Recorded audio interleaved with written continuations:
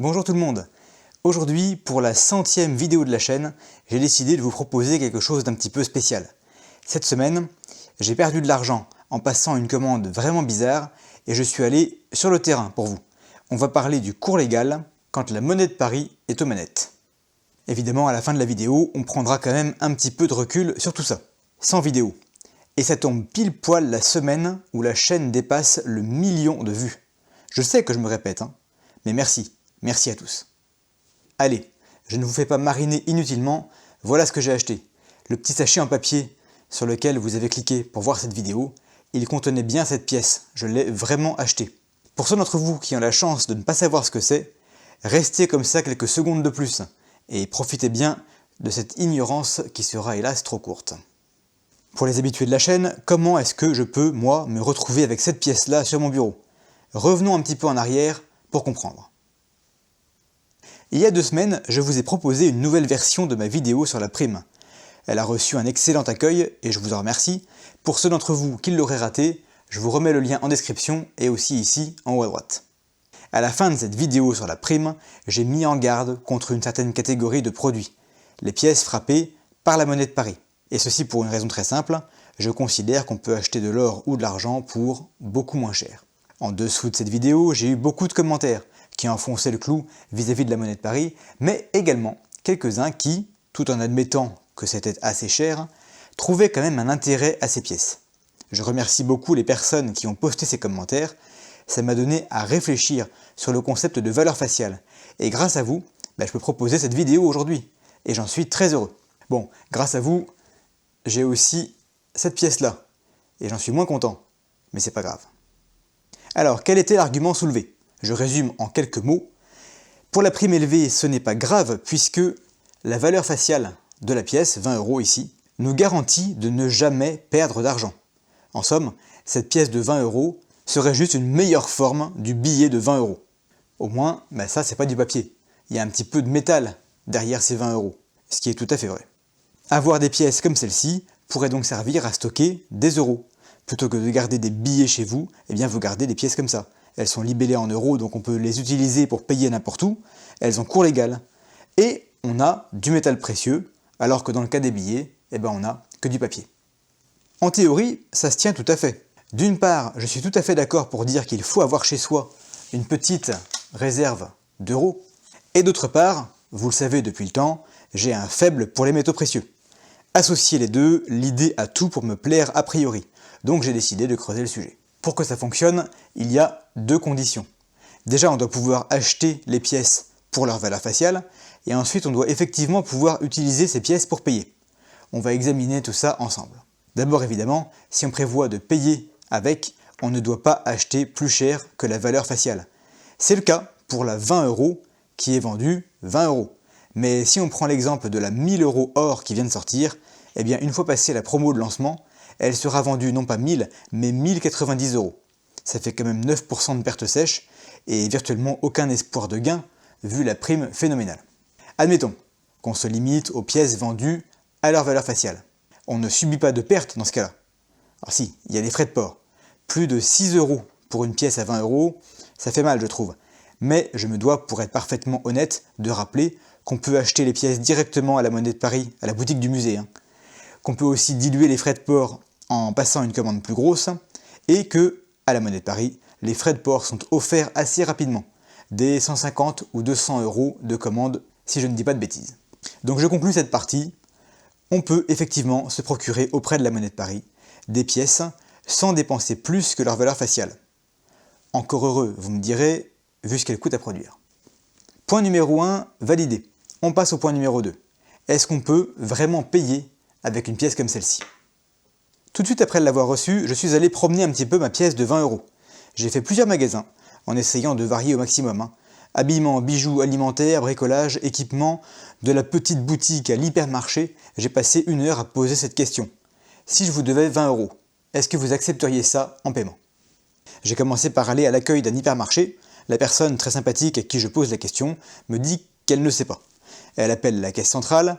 Réponse, oui, a priori le magasin l'acceptera, mais uniquement si l'hôte ou l'hôtesse de caisse est d'accord.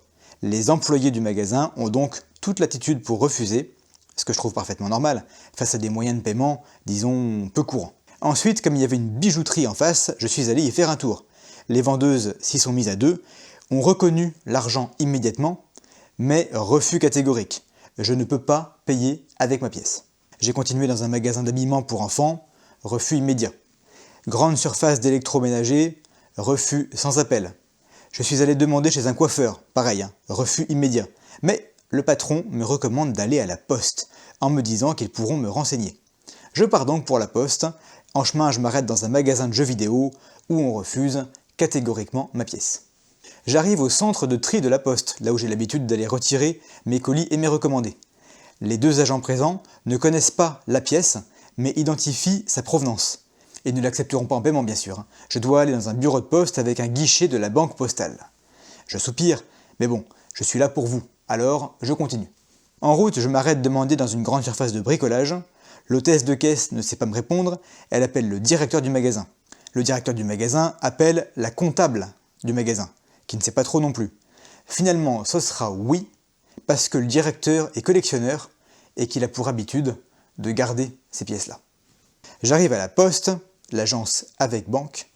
Refus catégorique, on ne m'échangera pas la pièce, on ne l'acceptera pas comme paiement.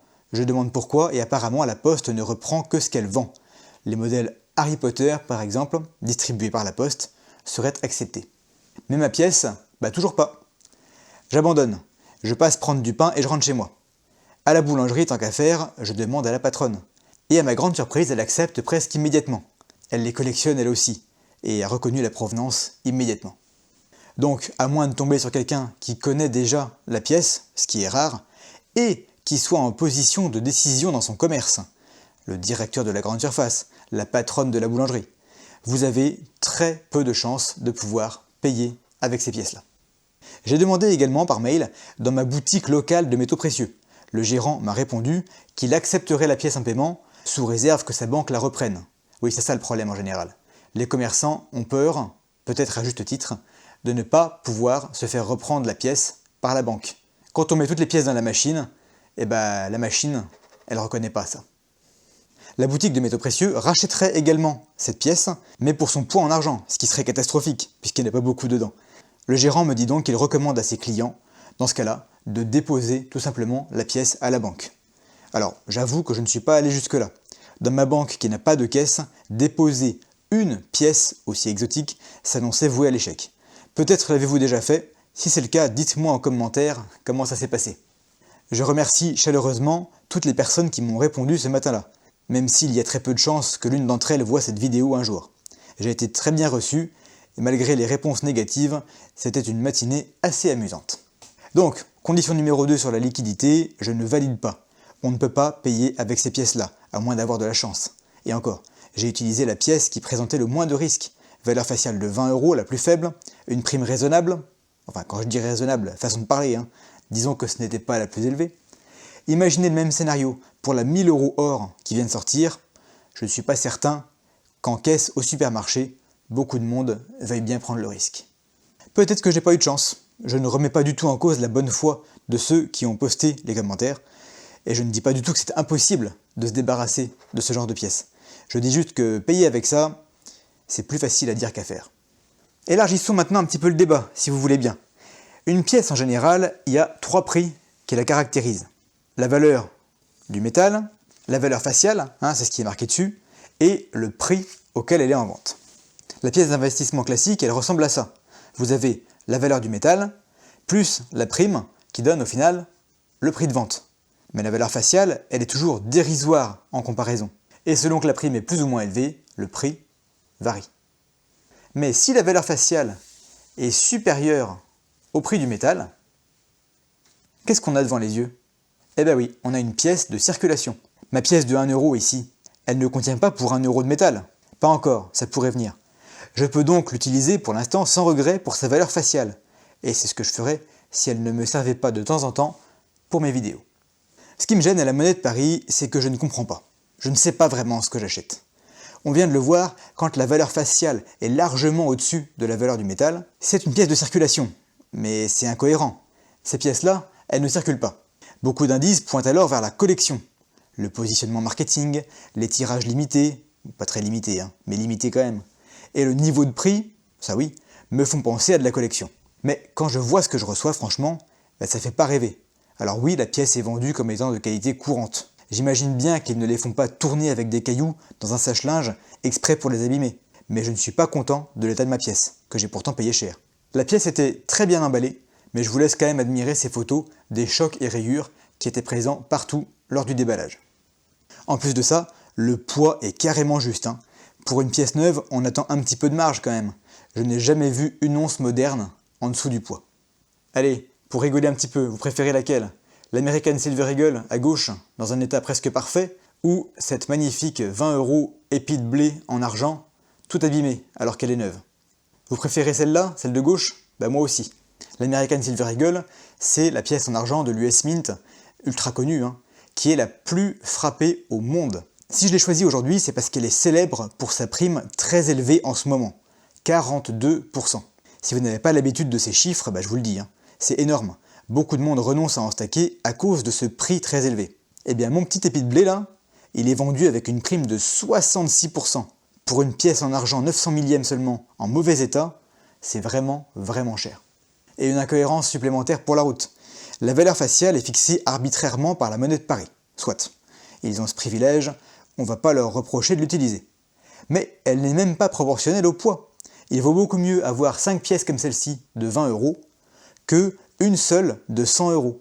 Vous aurez 81 grammes d'argent dans ce cas-là, au lieu de 45. Il y a peut-être une raison à tout ça. Mais moi, en tant que client potentiel, enfin, façon de parler, hein, je trouve ça déroutant. La monnaie autrichienne, par exemple. Quand elle frappe l'once d'or à 100 €, eh bien la demi-once, elle est à 50, le quart d'once à 25, le dixième d'once à 10, et le 25e d'once à 4 €.